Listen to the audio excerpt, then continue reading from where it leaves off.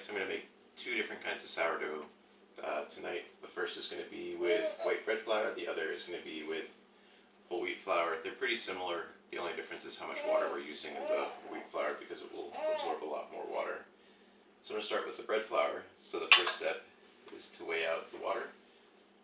So I'm going to start with 170 grams of water for the bread flour version.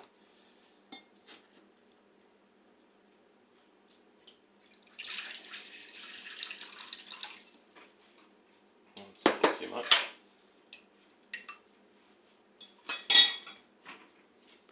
And plus or minus a gram or so doesn't make much difference. Then I'm adding about 3 grams of salt.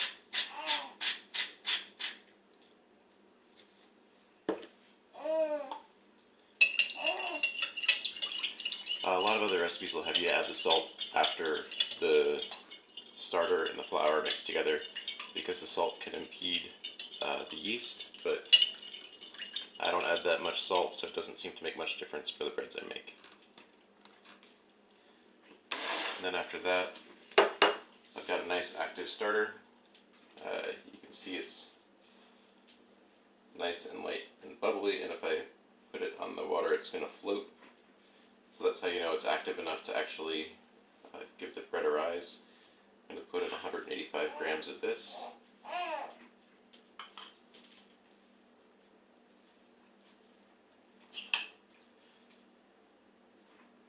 200's a bit too much. 93.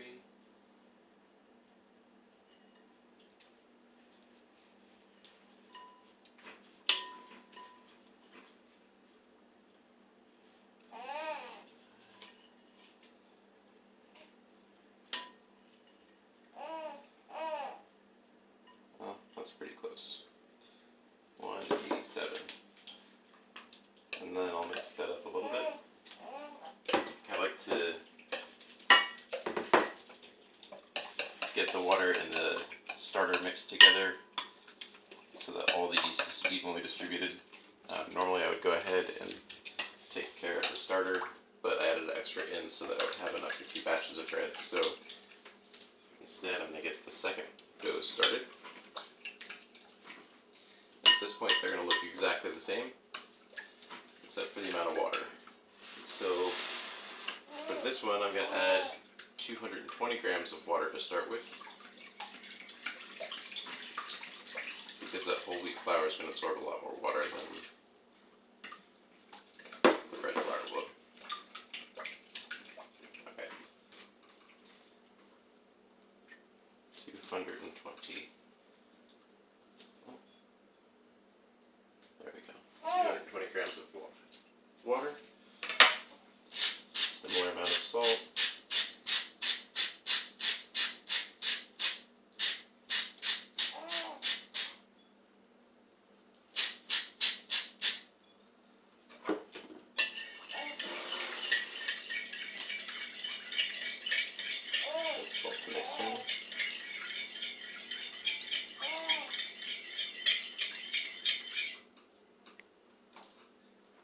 And then 185 grams of starter again.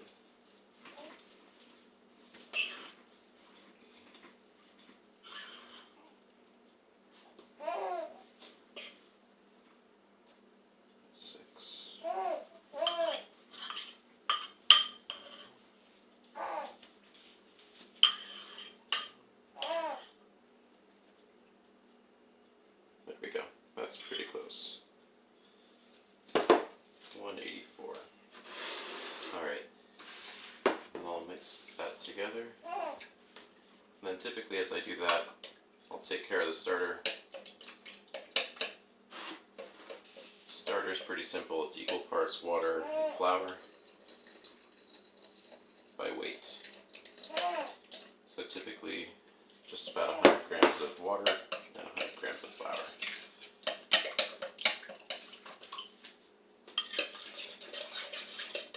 Look at that mix.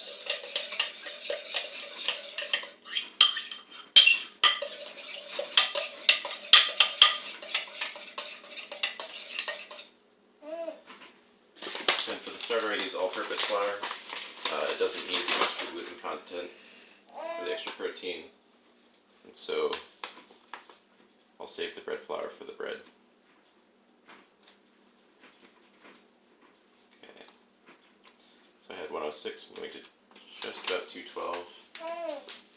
So mix this real quick and then this is done.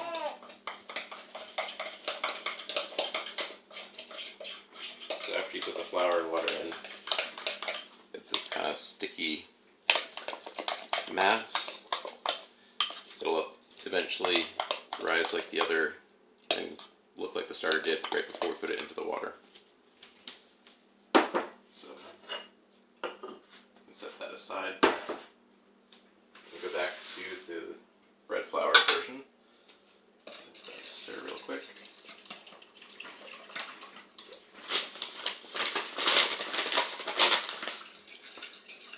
Okay. Make sure this is nice and evenly mixed.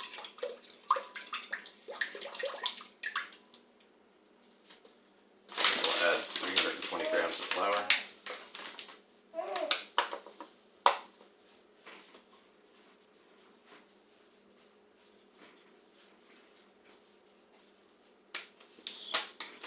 It's a little over, but that's alright.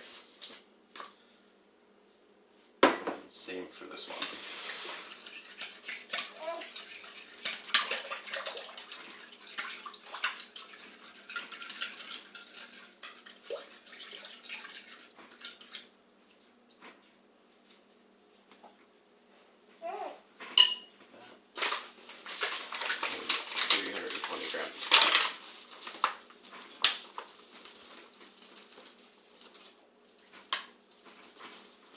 These doughs are going to look a little different as I bring them together. You'll see that the bread flour is a little bit stickier. It's already going to show signs of having a bit more gluten than the whole wheat flour. And once we get a little further into the process, the textures are going to get pretty similar.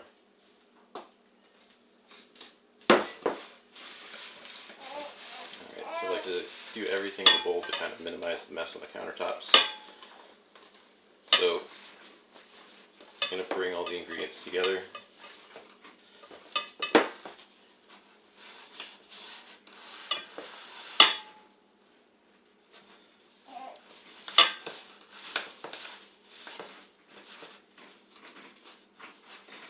And you can kind of start pushing on the dough and spreading it out, and use the spoon almost to knead it, and then fold it, and that will help get the last little bit of flour incorporated without doing too much work, and also without getting your hands too dirty.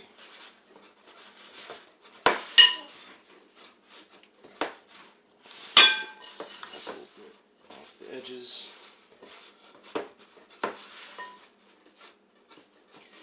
And then you can see the dough, as I'm pushing pretty hard, isn't moving very much. It's pretty tight and stiff. So what I'm going to do next is let this sit for a little while, probably about half an hour to 45 minutes, and that will let the moisture absorb into the dough, and the dough will start to behave a bit more nicely. It'll be a lot easier to knead it. We won't need quite as much kneading, and in general just be easier to work with. So at this point, I'm going to set this one aside. You can see that it's already springing back. It's pretty elastic, pretty nice to work with. And this bowl has a nice lid. Put that on. Now over the whole wheat flour. We've got a lot more water in this bowl,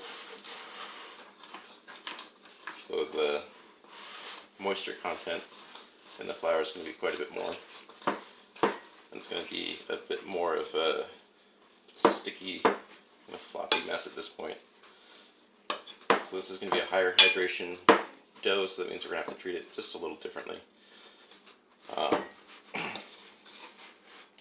This is much easier to do it in the bowl than on the countertop, because you can see it's already pretty sticky. Once we let it sit a little bit, the bran and the germ of the wheat, of the whole wheat flour, is going to absorb a bunch of that water, and then it's going to look much more similar to the bread flour version. But you can see how this is already kind of a bit harder to work with, a little bit stickier. Not quite the same texture as that bread flour. Totally workable, but expect something just a little different.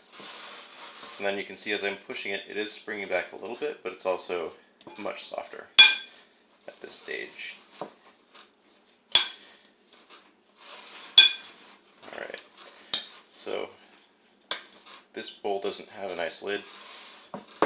When I first started out, I was using saran wrap and a ton of plastic to try to make the bread each day, and that didn't feel quite as sustainable as I wanted it to be. So I was looking around for other things I could do, and I realized that a plate sitting over top of the bowl will do a nice job of keeping the moisture in and seals it well enough for what we're doing.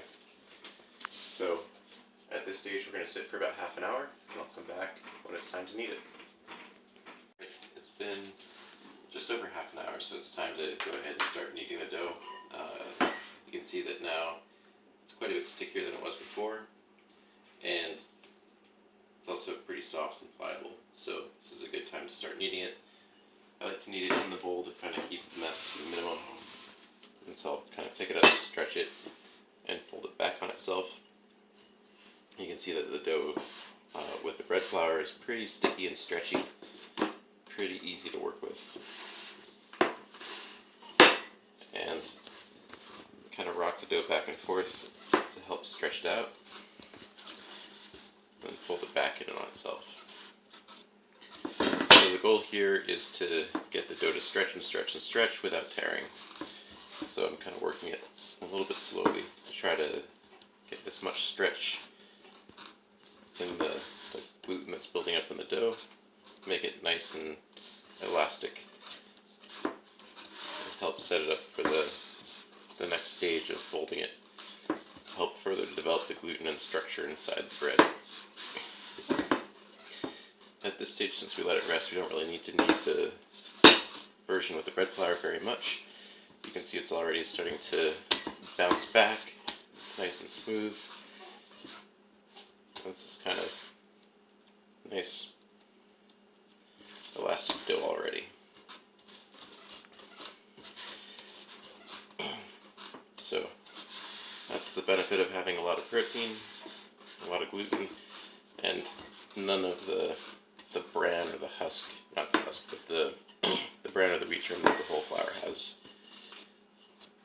Alright, so I can see it's starting to tear. It's time to let it rest and relax, and we'll get the rest of the stretching done with the stretch and fold that we'll do anywhere from 15 minutes to half an hour later. The longer you let it sit and rest, the easier it is to go ahead and stretch it, the more pliable it is. Right now it's kind of tight. After about 15-20 minutes it's going to loosen up and move a lot more easily, so we'll take advantage of that and let this one sit. Next, on to the whole wheat flour. This is going to behave quite a bit differently. You can see that the texture is getting closer to where the other flour was, but it still isn't holding together quite as well. It's pretty sticky. Not quite where the bread flour is. It's still going to take a little bit more time for all of the whole flour to absorb that water and get to be quite as pliable as the bread flour is. So we'll have to work it a little bit more, work a little harder to get the gluten buildup. And it's just a little bit more finicky than the bread flour is. But same general process. I like to keep it in the bowl to keep the mess down. Kind of get this kneading action going in the bowl. Try to stretch it and develop those glutens as much as I can. And try to get the structure ready for when we bake it later. Sarah had mentioned there are a bunch of people wondering why you'd want to measure with a scale instead of by volume. So if you use measuring cups, it's really going to depend on how well you've sifted your flour, how compact your flour is, So you can get a big variation in how much flour you actually get into the mixture. You can also get a pretty big variation in the amount of water you get in there too. If we're dealing in weights, then it really comes down to the accuracy of the scale and your ability to hit the numbers, and you can get your mixtures very consistent and have a lot less variation. So with the weights, it's much easier to have the same starting point for each batch, and you can start worrying about the other variables like the starter, the temperature, humidity levels, temperature of the room, that kind of thing. So you can see this dough is coming together. It's still kind of smushing and tearing and not holding together quite as well as the bread flour did, but the texture is getting close. So I'm going to work this one just a little harder than the other one, just try to see if I can get a little bit more of that gluten built up. But overall, pretty similar process.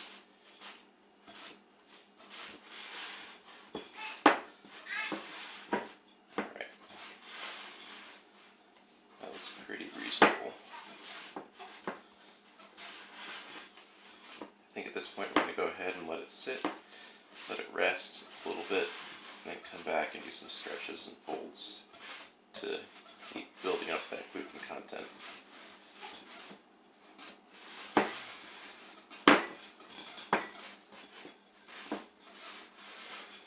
Alright. Let's see.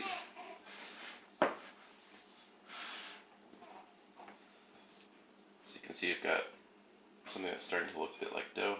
You can see this one is stuck to my hands quite a bit more than the bread flour did. So in general, it's just not quite as easy to work with, but we'll end up with a similar texture. It'll be a little bit denser, but still a pretty good sandwich loaf. Alright, it's been about half an hour, so it's time to start doing the stretch and fold. We're trying to build up the structure of the bread, make sure that we can get a nice even crumb, and also make sure we keep the gluten building up. Especially with this whole wheat dough, keeping your hands wet will help the dough not stick to your hands. Don't be tempted to add flour, that'll just make things worse. You want to keep the dough nice and moist and pliable. You can see it stretches pretty easily. Then roll it up, and then rotate 90 degrees and do the same thing. You'll see that this stretches really easily compared to the bread flour. We can start to see a few little bubbles, and as we get those, I'm going to try to pop them without completely squishing them, just to try to make sure that we can keep the bigger bubbles out of the dough. So what we're looking to do is try to make sure that when it's all baked, we don't have too many very large bubbles where things like jelly or mayonnaise or cheese or it's like if you're doing a grilled cheese, you don't want all that to drip right through. So my goal is typically sandwich bread, so I'm looking for smaller air pockets and more consistent texture. And so that's why I pop all the bubbles. If you want those giant, huge air bubbles in the dough, don't pop the bubbles. Let them stay and try to not burst them as you go through and do the folds. Alright. Then onto the bread flour. Got a little bit of the whole wheat stuck to my hands. It's easiest to kind of rub it off. Friction will work better than water. So this one is going to be a bit softer than the whole wheat, not quite as grainy and a little bit stretchier. You can see kind of it holds together better. It's more elastic. You can see another one of those bubbles, so I'm going to go ahead and pop that one.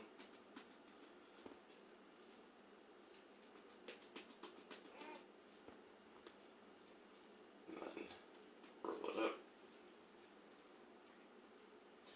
And you can see in general, this bread flour dough is a little bit stickier. Once again, I'm just popping all those bubbles to make sure that I've got a nice consistent texture. There's another big one right there.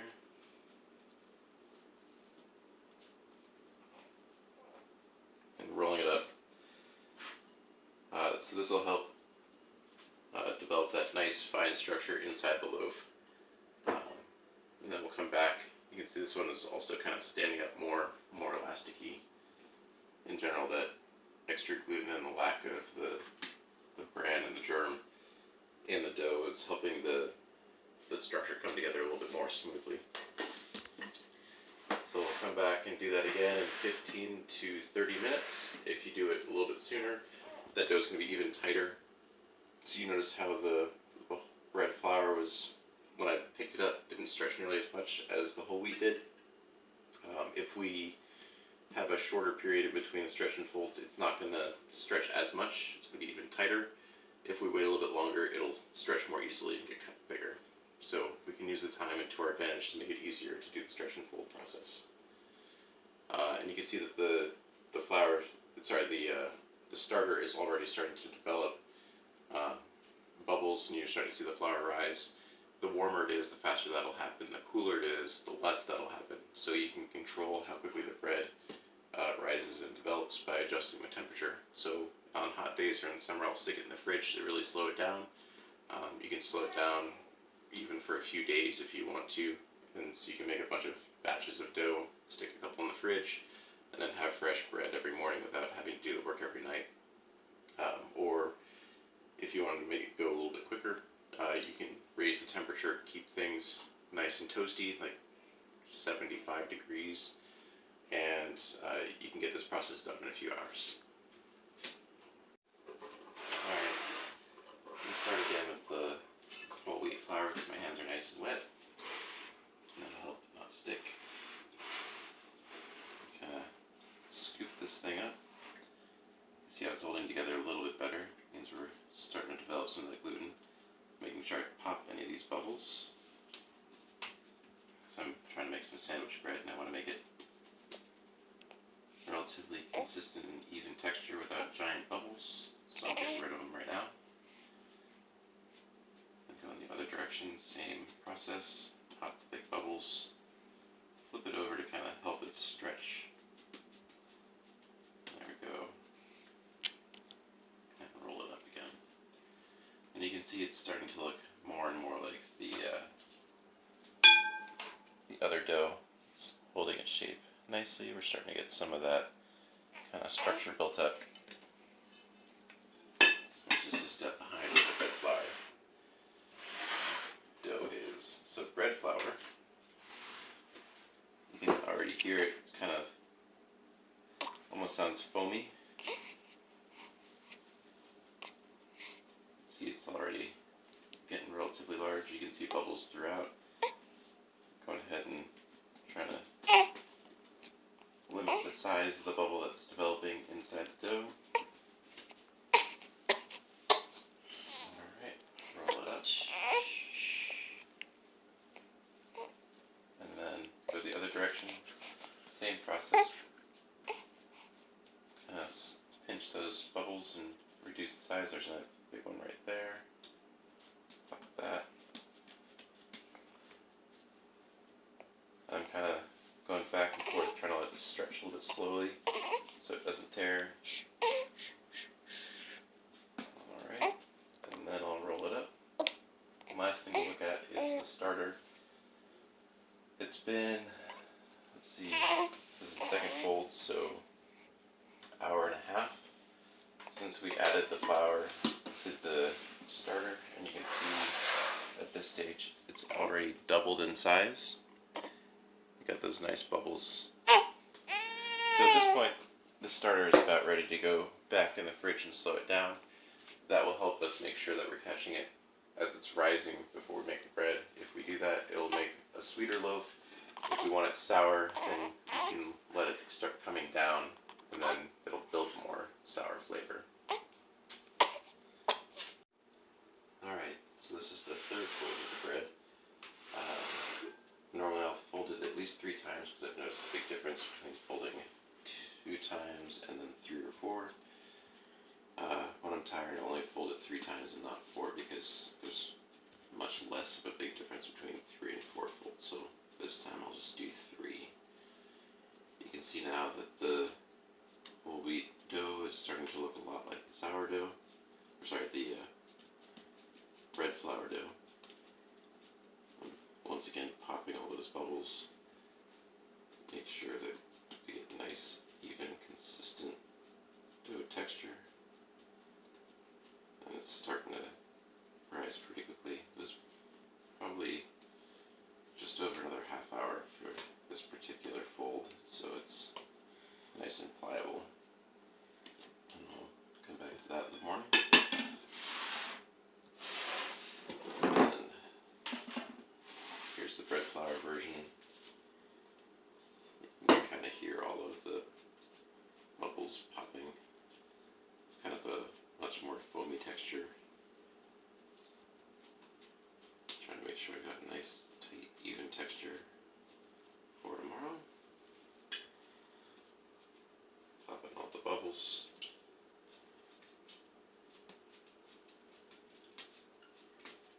Get some of that gas out.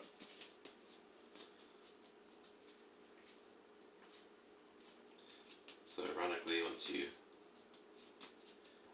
degas the dough a little bit, it will actually rise some more. So this will help the reaction with the yeast keep going with the flour and the sugar. I don't know if it's easy to see or not, but you can see all these little pockets of gas underneath the surface, and you can see that the dough itself is stretching and is in pretty fine layers underneath the surface. Alright, roll this up. And that's it for now. I'll come back to this in the morning. Alright, so the dough is risen overnight. You can see a whole bunch of air bubbles in the bottom. And it's more than doubled in size. This actually rose a bit too much. It probably would have been a little bit better if I had stuck it in the fridge overnight to slow it down and then warmed it up in the morning.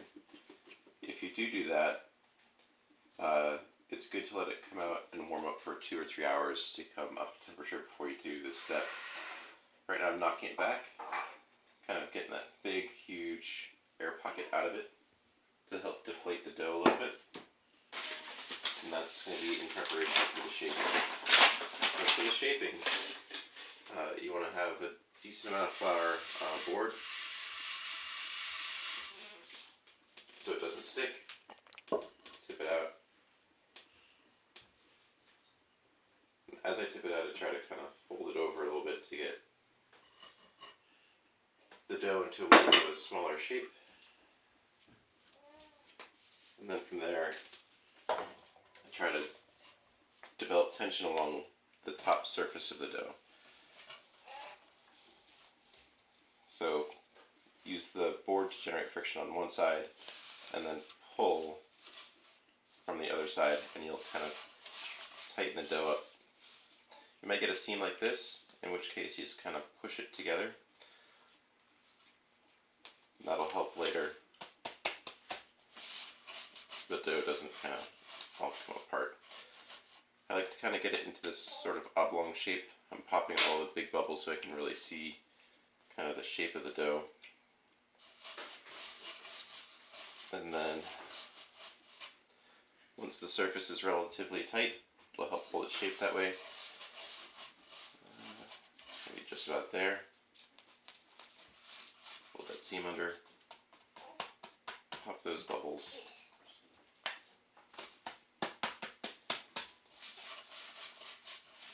This is a good shape.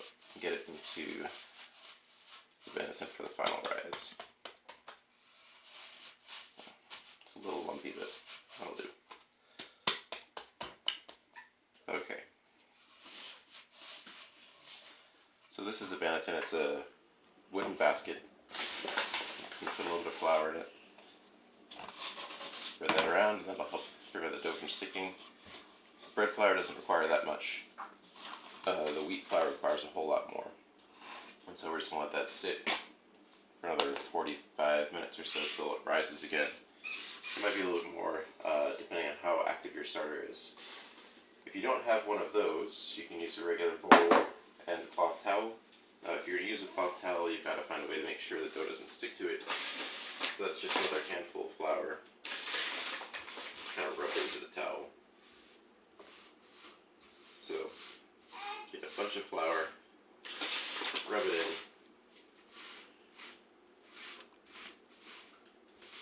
and then you can use that instead of the bowl right here. And you can see I'm putting a ton of flour in this and just kind of forcing it into the fabric, and that will help prevent sticking later. Alright, once it's all rubbed in, move it into the bowl, make sure the flour bit is where we're going to put bread, and then we'll deal with the whole wheat next. Okay, you see I'm using a bit more flour for this one because it tends to be a little stickier.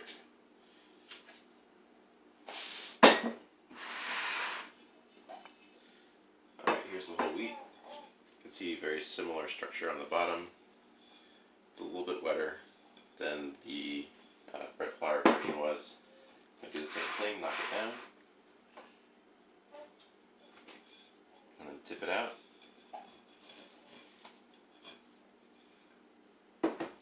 Fold it over. You can see again it's a little bit soggier than the bread flour version. I'm going to once again try to get a nice shape. The fold on this one didn't have as much trouble. I think it's because the dough is wetter. It'll kind of stick together on its own. And I'm moving kind of quick so that it doesn't stick to the board. If you let it sit too long, it'll kind of moist and stick. So I'm going to add even more flour and then drop this in there. Alright, then the last thing we do is we get the oven preheated. The oven has a pizza stone and a metal lid. I use the metal lid to trap all the steam so that when I put the dough in, I'll cover it with a lid, and that way all the steam that's generated will be in this small space, and that will help the bread rise in the oven, and it will keep the surface of the dough kind of soft. It'll also create those bubbles that everybody seems to like. So I like 510 degrees and a relatively short baking time because that helps get a nice big oven spring, and it helps create those big blisters on the surface of the skin. You can go for a lower temperature and a longer time that will have a thicker crust and maybe not quite as much oven bounce, so maybe not quite as big of a loaf, and you certainly won't get the blisters. If you don't have the pizza stone and the lid like that, I would try to find a flat surface, like maybe a very heavy baking sheet that you could use to be the base of the whole thing, and then another metal pot. Maybe something like one of these. Depends on how the handles are. If you can find something that has a flat surface that you could use to trap the steam, that would probably be the best option if you don't have a metal bowl like that one. Alright, so now it's time to bake the bread. You can see that the bread is, I don't know, increased by 1.5, almost 2 times. So to get it out, I like to kind of roll it just to not burst any of those air pockets that have built up. And then I like to get the surface of the dough wet to help generate all those little blisters that you seem to like. So I'm spritzing it. If you don't have a spritzer, you can dunk your hand in some water and kind of just like wipe the bread, get the surface wet, and then I'm getting water on the parchment paper next to the bread. And the reason for that will be a little more obvious once we get onto the next step.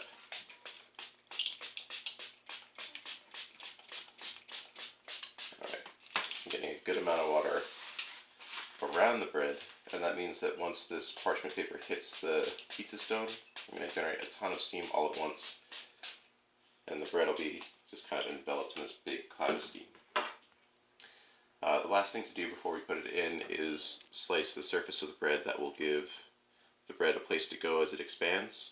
And so generally I like to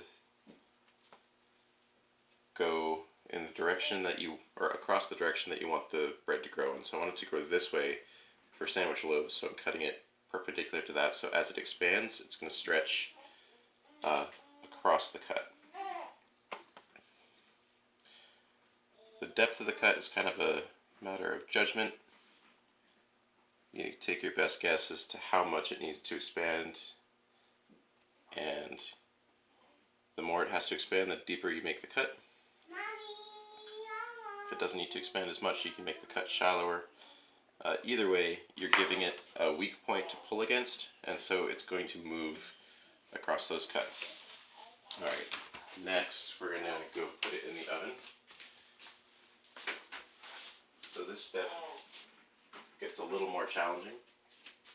I've got the hot bowl. I'm going to lift up the back of the bowl first so any heat is moving away from me. I'm going to put the bowl over the bread. And then I'm going to drop the whole thing on the pizza stone all at once. I try to get the bowl on top of the bread and then drop that down so that any steam that is generated from the parchment hitting the stone goes straight up into the bowl and is immediately captured. So I'm going to start a timer for 15 minutes. And we'll come back in 15 minutes and take the bread off the stone and get it on top of the bowl. The stone's pretty hot, and so it's going to cook the bottom a little too fast. As a result, I'm going to move it on top of the bowl so that the top of the bread can get brown without the bottom getting burned from being on the stone. So we'll come back in 15 minutes and kind of see how that looks.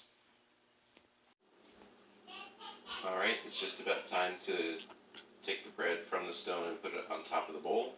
Right now that bowl has a bunch of steam in it, so I have to be careful to make sure that as I lift the bowl up, I don't get a big face full of steam, because that'd be no fun at all. So I'm going to try to make sure that I lift the bowl either to the side or to the back of the oven so that any steam that's trapped under the bowl is moving away from me and not towards me, because steam coming towards you is no fun.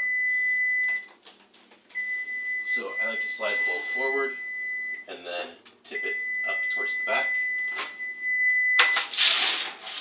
And get the bread on top of the bowl. With your bare hands? Tim! Oops. Close that again. Alright.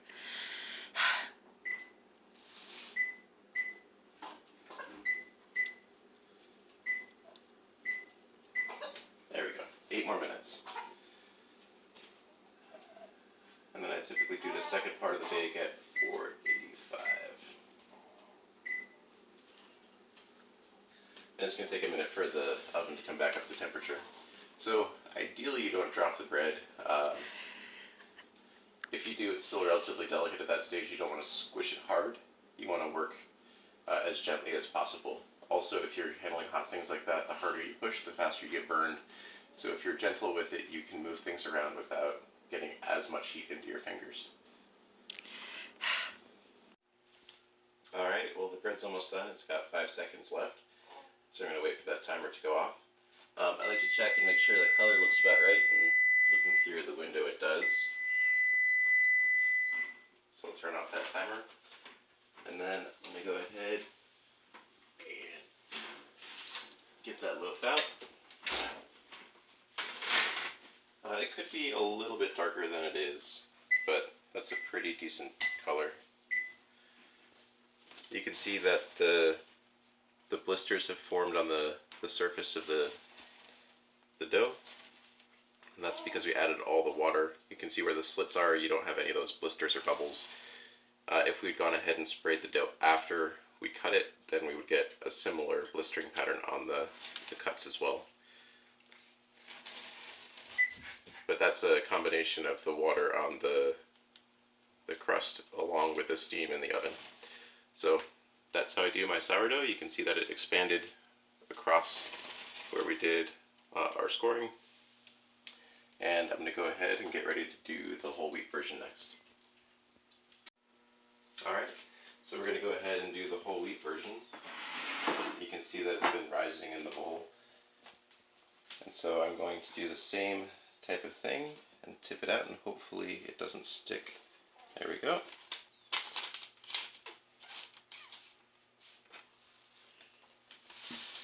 So same idea, I'm going to pretend I don't have the spritzer, so I'm going to get a bunch of water on my hand and go right over the top and get the top nice and wet. And then get some water on parchment paper too. I like the spritzer a little bit better, but if you don't have it, you can make do.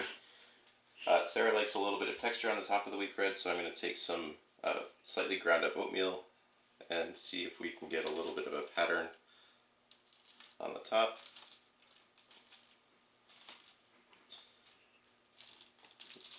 Do a stripe right down the middle.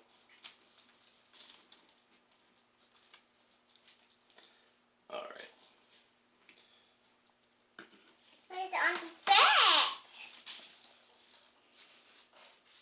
Some of that extra oatmeal off because it'll make a mess in the oven. And then go ahead and do the same cuts. Slit, slit, slit. Alright. And sometimes when I score I don't quite get as far on the side that I start on, so I'll just kind of lengthen those a little bit. It's probably going to tear right here. You can see how the dough is a little bit weak. So I'm guessing that as it hits the oven, that one bit is going to break. The surface is not quite as strong on the whole wheat version as it is on the bread flour version. So it's just a little bit of the nature of the beast. That will probably get a little bit more tearing on this one than it did the other. Alright, let's see if I get a little more of this off. And then same process as before.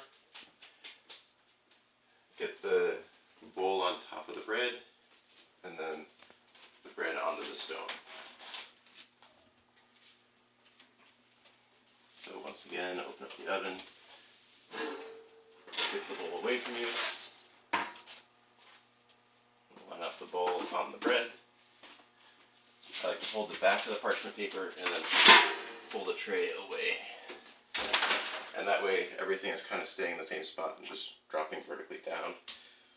And then, same as before, we start our timer. 15 minutes.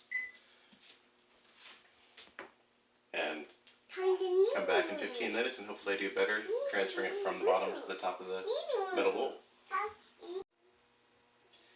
Alright, it's almost time to get the whole wheat bread off of the stone and on top of the bowl. So it's going to be the same procedure as we did for the bread flour. Hopefully this time we won't have quite the drama that we did the first time. Same idea, pull the bowl forward, dip the back up first so you don't get scorched. Alright, get that underneath, get it on top, and then close that back up again. So take the temperature down to 485 and set the timer and give it 9 minutes this time. You can see that the wheat bread didn't have quite as much structure, it didn't get quite the same rise, and there's a little bit of a crack across the top. So the bread flour is certainly easier to work with. The wheat flour will taste nice and it has a good structure on the inside once we cut it, but it's a little bit more difficult to work with. It's almost time to pull the bread out. Timer's running down. So once it comes out, we can compare the difference between the wheat loaf and the bread flour loaf.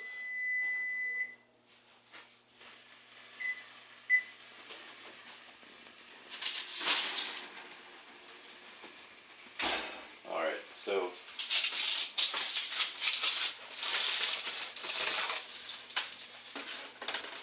you can see the wheat loaf did rise up a bit. There's the crack that I promised and a couple that I didn't.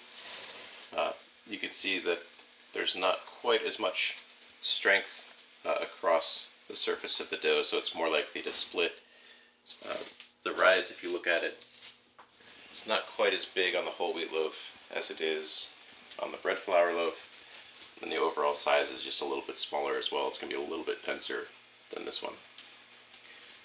You can see that the oatmeal that we put on the top gives a little bit of contrast to the darker crust. You can see a little bit of bubbles in the surface, but not nearly as pronounced as it is on the bread flour loaf.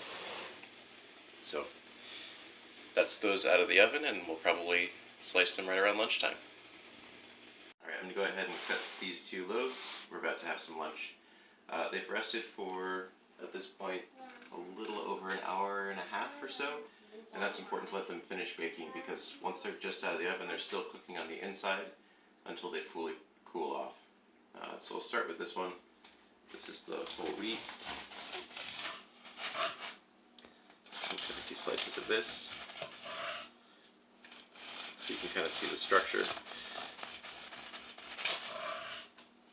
And there we've gotten a nice soft crumb and pretty even, not too many big bubbles, so this will be nice and easy to spread with jam or make peanut butter or jelly or something delicious with. And it's pretty dense and easy to cut, not too tricky. The bread flour version is going to be a bit softer. The first couple cuts are pretty easy. You can see it's getting nice and light and airy, but this is a pretty soft bread, and so as I get a few slices in, it's going to get harder and harder to cut.